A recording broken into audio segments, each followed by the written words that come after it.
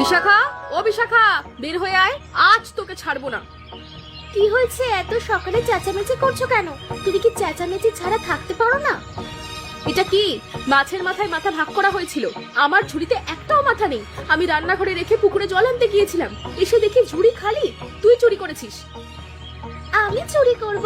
পাগল হয়েছিস নাকি? সকালেই তো মাথা ভাগ করে তোমাকে দিলাম, সবার সামনে দিলাম, আমি কেন নেব? সবার সামনে দিয়েছিস ঠিকই, কিন্তু পরে তুই চুপি চুপি নিয়ে গেছিস। আমার ঝুড়ি তো রান্না করেছিল, তুই ছাড়া কে ঢুকবে?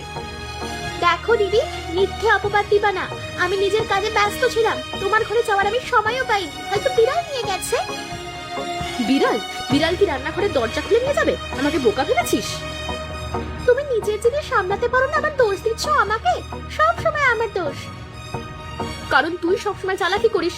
আগের বারও চালের ভাগ নিয়ে গন্ডগোল করেছিলি, ভুলে গেছিস নাকি?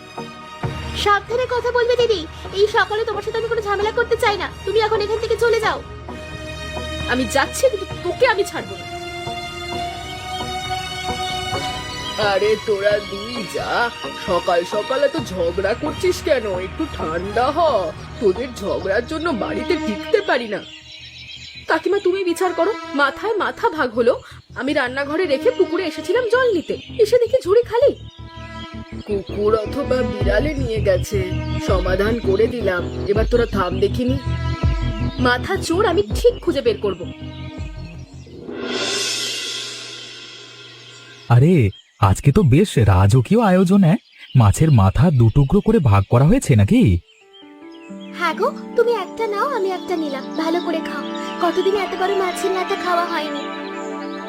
একটা কথা বলো তো, সকালে তো মাছের মাথার ভাগ হলো, অর্ধেক দাদাদের অর্ধেক আমাদের, কিন্তু এখানে তো দেখি পুরো একটা মাথার দুই ভাগ।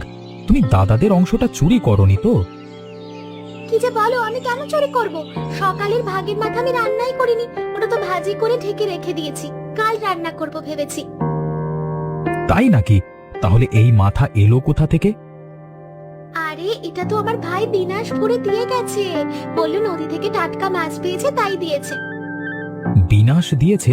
সে তো কিছু বলেনি আমাকে। তাছাড়া আমার সাথে দেখা না করে চলে গেল। তুমি তো তখন ঘুমোচ্ছিলে, কাজ ছিল তাই তাড়াতাড়ি চলে গেছে। তাই নাকি? তাহলে তো আমাকে দেখতে হয় জাল দেওয়া মাছ। নিয়ে এসো, আমি দেখতে চাই। তুমি কি আমাকে অবিশ্বাস করছো? স্বামী স্ত্রীর মধ্যে যদি বিশ্বাস না থাকে তাহলে সংসার করবো কেমন করে বলো তো? সকালে দাদাদের ভাগের অংশ হারিয়ে গেছে তো, তাই একটু অবিশ্বাস হচ্ছে আর কি। তা তুমি আমাকে সকালে অংশটা দেখাতে পারবে না, তাই তো? তোমাকে তো বললাম ভাজি করে রেখেছি, রান্না করে আছে। কাল যখন রান্না করে খাওয়াবো তখন দেখতে পাবে। এখন খেয়ে নাও দেখিনি। খাচ্ছি, তবে সত্যি বলতে তোমার কথা আমি ঠিক বিশ্বাস করতে পারছি না। কাল ঠিকই বিশ্বাস হবে।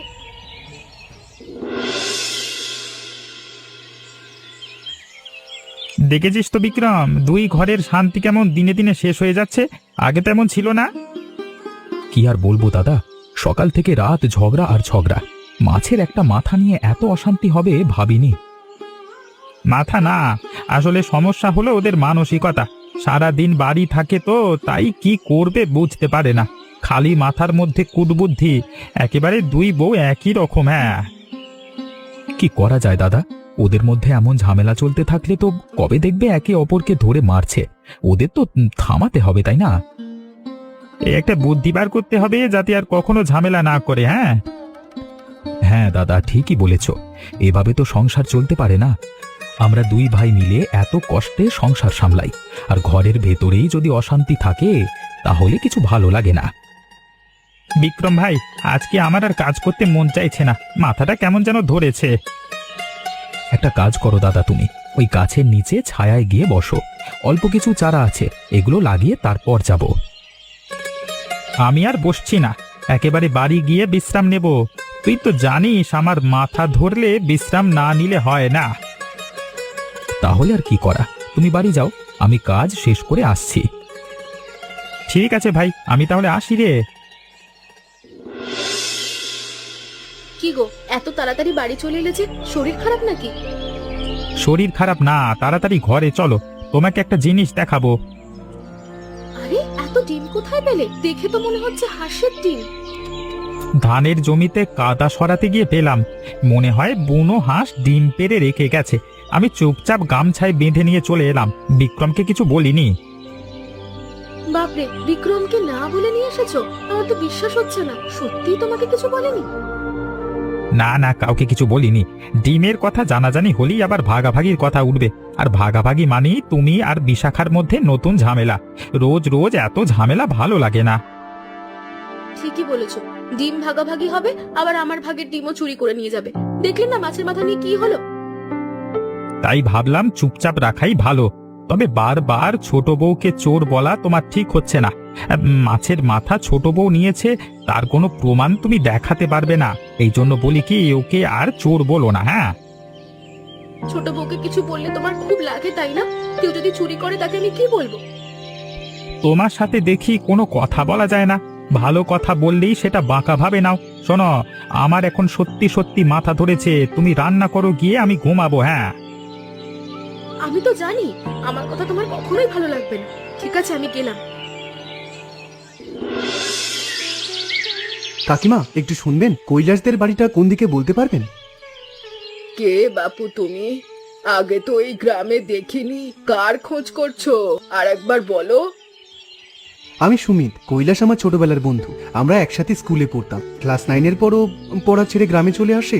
শুনেছিলাম ওর বাবা মা মারা যাওয়ার পর আর পড়তে পারেনি, তাই হঠাৎ যোগাযোগ বিচ্ছিন্ন হয়ে যায়। তাই নাকি? অনেকদিন চেনা তাহলে, কিন্তু হঠাৎ এখন এলে কেন? আমি এখন একজন ডাক্তার, এই গ্রামেই আমার পোস্টিং হয়েছে। স্বাস্থ্যকেন্দ্রে যোগ দিতে এসেছি আজ সকালে। গ্রামে ঢুকতেই কৈলাসের কথা মনে পড়লো। ভাবলাম এতদিন পর বন্ধুটা আমার কেমন আছে দেখে যায়। ওমা, ডাক্তার? আমাদের গ্রামে ডাক্তার এসেছে? এ তো বড় সুখবর বাপু। এই গ্রামের লোকজন তো অসুস্থ হলে ডাক্তার দেখাতে পারে না। এখান থেকে 50 কিলোমিটার পথ হলো শহর। ডাক্তার দেখাতে হলে সেই শহরে যেতে হয়। তাই বুঝি? তাহলে তো গ্রামের সবার জন্য বেশ ভালোই হবে। তবে আগে বন্ধুটার সঙ্গে দেখা করি, এতদিন পর দেখা হবে, ভাবতেই ভালো লাগছে। ওই যে সামনে যে বড় আম গাছটা দেখেছো, তার ডান দিকে যে মাটির বাড়ি, ওটাই কৈলাসদের। পাশে আরেকটা বাড়ি আছে, ওটা ওর ছোট ভাই বিক্রমের। ধন্যবাদ কাকিমা, আপনি না থাকলে হয়তো খুঁজতেই সময় লাগতো। যাও বাপু যাও, গ্রামের মানুষ এবার একটু শান্তিতে থাকতে পারবে। গ্রামে বড় ডাক্তার এসেছে বলে কথা। কাকি, ও কাকি, একটু বাইরে আসবে? কে রে বিশাখা, এই সন্ধ্যায় ডাকছিস কেন? কি হয়েছে? কাকি, তোমার সঙ্গে একটু কথা ছিল, তাই এলাম। আচ্ছা বল, কি দরকার? তোকে কেমন যেন দেখাচ্ছে মুখটা, কোনো সমস্যায় পড়েছিস? কাকি, আমার কাছে 5টা ডিম আছে, তুমি কি কিনবে? খুব টাকার দরকার, তাই এলাম। ডিম? তোর কাছে আবার ডিম এলো কোত্থেকে? তুই তো হাঁস পুষিস না, আর এগুলো তো হাঁসের ডিম। ডিম যেখানেই পাই না কেন সেটা বলতে চাই না, তুমি শুধু নেবে কিনা বলো। বলবি না মানে? না জেনে শুনে কিছু কিনতে ভয় লাগে। এই কেনার জন্য আবার তোর ঘরে নতুন করে ঝামেলা না বাঁধে। কাকি, আমি কি চোর নাকি ডিম চুরি করে এনে তোমার কাছে বিক্রি করব? দরকার আছে বলেই তো দিচ্ছি। 20 টাকায় 5টা ডিম, খুব সস্তায় দিচ্ছি। রাগ করছিস কেন? আমি তো শুধু জিজ্ঞাসা করলাম। আচ্ছা ডিমগুলো দে, আমি নিব। আজকাল তো এমন দেশি হাঁসের ডিম পাওয়াই যায় না। এই নে 20 টাকা। তবে শোন, ডিম নিয়ে যদি তোদের দুই বউয়ের মধ্যে ঝামেলা হয়, আমায় কিন্তু জড়াবি না সেখানে। তুমি আমাকে বাঁচালে, ডিমগুলো বিক্রি করতে পেরে খুব শান্তি লাগছে কাকি। এবার গেলাম। আচ্ছা, কাল এই ডিম রান্না করে তোকে একটা দিয়ে আসবো। ঠিক আছে। এ কেমন কথা? আমি নিজের হাতে ডিমগুলো হাড়ির পাশে রেখে দিলাম, এখন দেখি একটাও ডিম নেই। এই বাড়ি থেকে ভূত আছে নাকি? আবার কি হলো দিদি? সকাল সকালে তো চিৎকার করছো কেন? আমার রান্নাঘর থেকে ডিম গায়েব। কালই তো কৈলাস জমি থেকে কুড়িয়ে এনেছিল, আমি নিজের হাতে রেখে দিয়েছিলাম। তোমার জিনিসপত্র এমন করে হারায় কেন বলো তো? মাছের মাথা, এখন ডিম, গ্রামে তো আর কারোর বাড়িতে এমন চুরি হয় না। আমি বুঝতে পারি কে চুরি করেছে। আমি যেই স্নান করতে যাই অথবা কলসিতে জল আনতে যাই, তখনই চুরি হয়। যেদিন হাতে নাতে ধরবো না, সেদিন একেবারে মজা বুঝিয়ে দেবো। আমার কি মনে হয় জানো, তোমার সংসারের জিনিস তুমি নিজেই বিক্রি করে দাও, চুরি করে, তারপর অন্যের দোষ দাও। অন্যকে দোষ দিয়ে তুমি তাদের কাছে ভালো থাকতে চাও। আরে আরে, আবার শুরু করেছিস তোরা? উফ, সকালটা শান্তিতে কাটাতে দিবি না? কাকিমা তুমি বলো, হঠাৎ হঠাৎ করে আমার ঘর থেকে চুরি হয়। রান্নাঘরে 5টা ডিম ছিল, ডিমগুলো নেই। আচ্ছা, ডিমের কি হাত পা গজিয়েছে যে অন্য জায়গায় হাঁটতে চলে যাবে? বিশাখা তো কাল সন্ধ্যায় আমার কাছে 5টা ডিম বিক্রি করলো, বললো খুব টাকার দরকার। সেই ডিম রান্না করে আমি বিশাখার জন্য নিয়ে এসেছি। কি বললে? বিশাখা ডিম বিক্রি করেছে? এই তো চোর ধরা পড়েছে। ডিম আমি বিক্রি করেছি সত্যি কথা, তাই বলে তোমার ওইখান থেকে চুরি করে বিক্রি করিনি। তোর মুখে আর কোনো কথা আমি শুনতে চাই না। আজকে কাল সকালে আমি তোর নামে বিচার বসাবো। বারবার তুই চুরি করবি আর আমি তোকে ছেড়ে দেবো, তুই ভাবলি কি করে? তোরা দুই যা বিচার টাকার আগে নিজেরা বসে একটু কথা বলে নে। ঘরের কথা বাইরের লোকজনকে না বলাই ভালো। না কাকিমা, আমি আর চুপ থাকবো না, ওর একটা বিহিত করতেই হবে। বৌদি, বৌদি কোথায় তুমি? কি হয়েছে বিক্রম? তুমি এভাবে দৌড়ে দৌড়ে আসছো কেন? কোনো বিপদ হয়নি তো? ধানের জমিতে সার ছেটাতে গিয়ে দাদা মাথা ঘুরে পড়ে গেছে। কি বলছোটা কি এসব? সকালে মাঠে যাওয়ার সময় তো ভালো ছিল। বিক্রম, তুমি আমার সাথে মজা করছো না তো? সত্যি করে বলো কি হয়েছে? আমরা ধানের জমিতে সার ছেটাচ্ছিলাম, হঠাৎ করে দাদা বলল মাথা ঘুরছে, তারপর পড়ে গেল।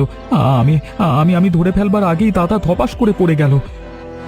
এটা হতে পারে না। শক্ত মানুষ সামান্য মাথা ঘোরাতে পড়ে গেল। বিক্রম, তোমার দাদা ঠিক হবে তো? আর কিছু ভালো লাগছে না। তুমি কিছু চিন্তা করো না বৌদি, দাদার কিছু হবে না। লোকজন দাদাকে ধরে হাসপাতালে নিয়ে গেছে। ওই যে দাদার বন্ধু, সেদিন দাদার সাথে দেখা করতে এসেছিল যে লোকটা, খুব ভালো ডাক্তার, দেখবে উনি দাদাকে ঠিকই সুস্থ করে দেবে। আমি যাবো তোমার দাদার কাছে, আমাকে নিয়ে চলো।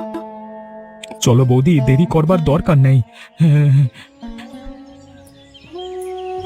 ওগো ওগো, তোমার কি হয়েছে? তুমি এমন করে পড়ে আছো কেন? তোমার কিছু হলে আমি মরে যাবো।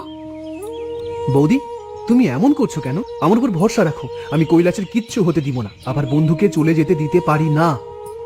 ডাক্তারবাবু, আপনি ওকে সুস্থ করে দিন। ওর কিছু হলে আমার কি হবে? আমি তো বলছি কৈলাস ঠিক হয়ে যাবে। বৌদি, তোমরা একটু বাইরে যাও, কৈলাসের জ্ঞান ফিরলে তোমাদের খবর দিব। ঠিক আছে। তোমার এত মন খারাপ কেন? দুদিন ধরে দেখছি তুমি ঠিক মতো খাচ্ছ না, ঘুমোচ্ছ না। দাদার কি কঠিন অসুখ হচ্ছে? আমার দাদার অসুখ নিয়ে তোমাকে ভাবতে হবে না, তুমি নিজের কথা ভাবো। তোমার মতো চোরের সঙ্গে আমি কথা বলতে চাই না। আবার সেই কথা? আমি চোর হলেও মনটা খারাপ না। দাদার অসুখ হতে জেনে সত্যি খুব কষ্ট হচ্ছে। তুমি আমাকে একদম বিশ্বাস করো না। তোমাকে বিশ্বাস করতে আমার কষ্ট হয়। মাছের মাথা নিয়ে ঝামেলা, ডিম নিয়ে ঝামেলা, এখন আবার দাদার অসুখ নিয়ে নানান ধরনের ঝামেলা করতে পারো। আমি কি খালি ঝামেলা করি? সারাদিন পরিশ্রম করি, তোমাকে 3 বেলা রান্না করে খাওয়াই, সেগুলো তোমার চোখে পড়ে না? না, এখন আমাকে সত্যি করে বলো তো দাদার কি হয়েছে? ডাক্তার সুমিত বলেছে দাদার ব্রেন টিউমার হয়েছে, কয়েকটা পরীক্ষা করে দেখা গেছে। হাই উপরওয়ালা, ব্রেন টিউমার! এটা কি খুব কঠিন অসুখ? অপারেশন করতে হবে যত তাড়াতাড়ি সম্ভব, না হলে অবস্থা খারাপ হতে পারে। কিন্তু অপারেশনে অনেক টাকা লাগবে, 1 লক্ষ টাকা। আমাদের কাছে তো সেই টাকা নেই। জমি আছে অল্প, সেটাও বেচে দিলে সংসার চলবে কিভাবে? তুমি তো চিন্তা করো না, নিশ্চয়ই একটা ব্যবস্থা হবে। এখন কিছুই বুঝতে পারছি না। দাদা ছাড়া আমি কিছু ভাবতে পারছি না। ছোটবেলা থেকে দাদা আমাকে মানুষ করেছে। বাবা মা মারা যাবার পর দাদাই তো সব সামলেছে।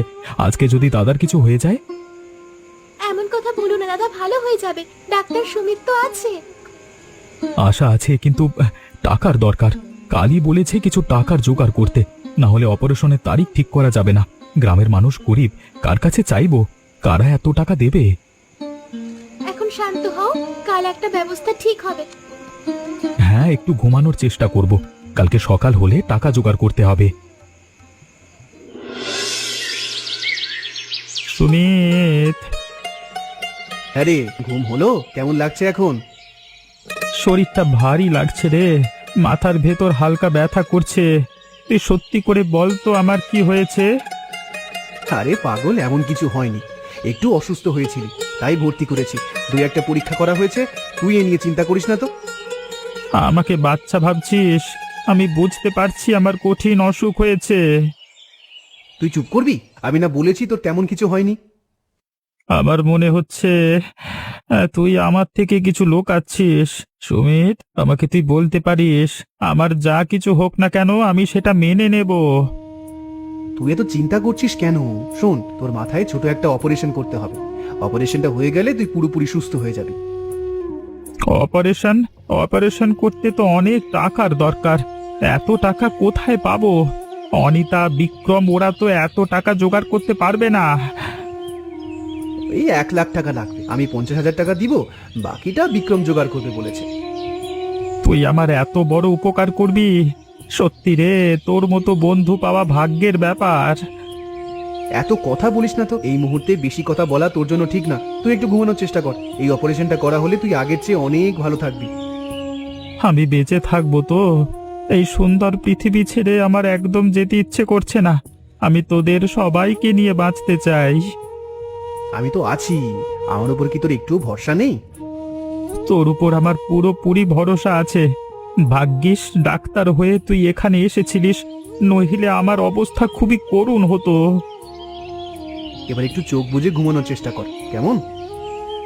আচ্ছা বন্ধু। তোমাদের সাথে একটা জরুরি কথা আছে। ডাক্তার হিসেবে বলছি, আজই অপারেশন না করলে বড় বিপদ হয়ে যেতে পারে। ডাক্তার বাবু, আর একটু সময় দেওয়া যায় না? আমরা চেষ্টা করছি, কিন্তু পুরো টাকা এখনো জোগাড় করতে পারিনি। দাদা, তুমি তো জানো আমাদের অবস্থা। গ্রামের লোকজনের কাছে গিয়েছিলাম, কেউ 5,000, কেউ 2,000 দিতে চেয়েছে। আজকের দিনটা সময় দাও, আজকে রাতের মধ্যে যেভাবেই হোক টাকা জোগাড় করব। আমি আমার পক্ষ থেকে 50,000 দিয়েছি, বাকি টাকা জমা না দিলে অপারেশন করা যাচ্ছে না। যত দেরি হবে ততই ঝুঁকি বাড়বে। কি করব কিচ্ছু বুঝতে পারছি না। আমার যদি সোনা গয়না থাকতো সেগুলো বিক্রি করে টাকা জোগাড় করতাম, আমার তো তাও নেই। ডাক্তার বাবু, টাকার জন্য কি আমার স্বামীর অপারেশনও হবে না? দিদি, আমি এসেছি। তুমি এখানে কেন এসেছো? এই নাও 50,000 টাকা। কি বলছিস? এত টাকা তুই কোথা থেকে পেলি? আমার কিছু গহনা ছিল, বিয়ের সময় মা দিয়েছিল, সেগুলো বিক্রি করে এই টাকা এনেছি। ভাবলাম দাদার অপারেশনটা আগে হোক, গহনা পরে আবার জোগাড় করা যাবে। মানুষটা আগে সুস্থ হোক। তুমি তোমার গহনা বিক্রি করেছো? আমাকে কিছু বললে না কেন? সময় ছিল না, তুমি এত চিন্তায় ছিলে, আমি আর নতুন করে কিছু বলতে চাইনি। শুধু ভেবেছি দাদা সুস্থ হোক। বিশাখা, এখন থেকে তুই আমার নিজের বোন। তোকে আমি কত অপবাদ দিয়েছি, তুই আমাকে মাফ করে দে। তোর সাথে আমি আর কখনো ঝামেলা করবো না। দিদি, এখন এসব থাক, আগে দাদার অপারেশন তো হোক। আমিও তোমাকে ভুল বুঝেছি, আমাকে ক্ষমা করো। দাদা, তোমাকে এভাবে হাসতে দেখে আমার কি যে শান্তি লাগছে। তুমি সুস্থ হয়ে ঘরে ফিরেছো, এটাই আমাদের কাছে সবচেয়ে বড় পাওয়া। তোদের সবার জন্যই আজকে আমি এখানে বসে আছি, না হলে কি যে হতো কে জানে। আর এসব কথা বলো না। এই কদিন যে আমার কেমন করে কেটেছে আমি জানি।